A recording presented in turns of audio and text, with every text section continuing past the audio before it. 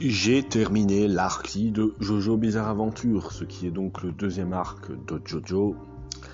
J'avais déjà parlé dans la dernière vidéo de l'arc Phantom Blood de Jojo Bizarre Adventure, disant que même si c'est pas le meilleur arc de Jojo, c'est plutôt intéressant. Voilà. Aujourd'hui, on parle de Jojo Battle Tendency. Donc cet arc se passe à New York en 1938, donc près d'un demi-siècle après la défaite de Dio.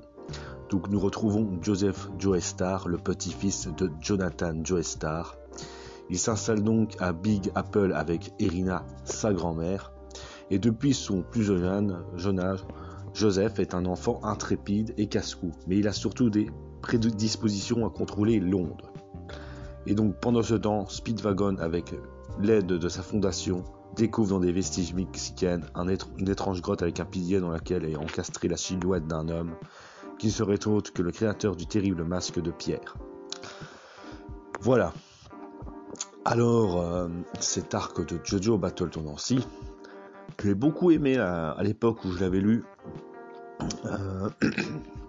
J'avais beaucoup aimé, déjà, pour le personnage de Joseph Joestar, qui est un personnage quand même beaucoup plus complexe que... C'est pas quelqu'un d'élégant comme Jonathan Joestar, c'est un délinquant, il triche, c'est une brute, et en même temps c'est quelqu'un qui a un plutôt bon sens de l'humour, Joseph Joestar, et donc c'est un personnage très intéressant à suivre par sa complexité. Parce qu'en plus de ça, c'est un personnage plutôt intelligent, et ça va être un plaisir de suivre ses combats dans cet arc. Déjà concernant les combats stratégiques, chaque combat avec Joseph, je les trouve plutôt jouissifs, avec pas mal de retournements de situation, notamment le combat contre Wham, qui était juste génial, avec plein de retournements de situation, c'est qui va gagner, c'est qui va perdre. Et d'ailleurs, il y a quelque chose de jouissif avec Joseph Joestar, c'est que lorsqu'il se bat, des fois il devine ce que les antagonistes vont dire, ce qui apporte un plus un petit peu jouissif au combat. Et Joseph a toujours des idées farfelues pour vaincre ses adversaires. C'est vraiment un personnage plutôt intelligent, ce qui est pas forcément courant dans un personnage de shonen. On va prendre par exemple n'importe quel personnage de shonen, par exemple Naruto ou Goku, tout ça. Alors ils ont une certaine intelligence, mais ils sont pas aussi intelligents que Joseph. Joseph donc mêle un petit peu le côté humoristique des personnages classiques de shonen, avec en plus un petit côté un peu stratège, intelligent, et un petit côté un peu anti-héros, parce que Joseph est un petit peu un délinquant dans cette histoire. Donc c'est plutôt cool. Et comme je dis, voilà, les combats sont juste incroyables dans cet arc en termes de stratégie. Voilà.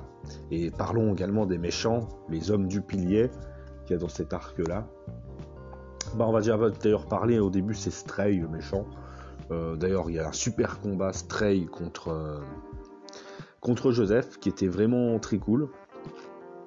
Et ensuite, il y a l'arrivée des hommes du pilier. Donc chaque combat avec des hommes du pilier, je les ai trouvés incroyables.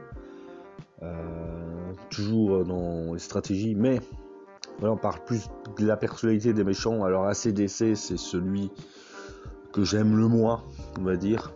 Après, mon préféré c'était Wham, parce que Wham, lui, on se rend compte même limite que c'était pas réellement un méchant. Il avait quelque chose de plus complexe, il avait un certain sens de l'honneur, tout ça, et au fond, c'était un mec bien, on se dit ça.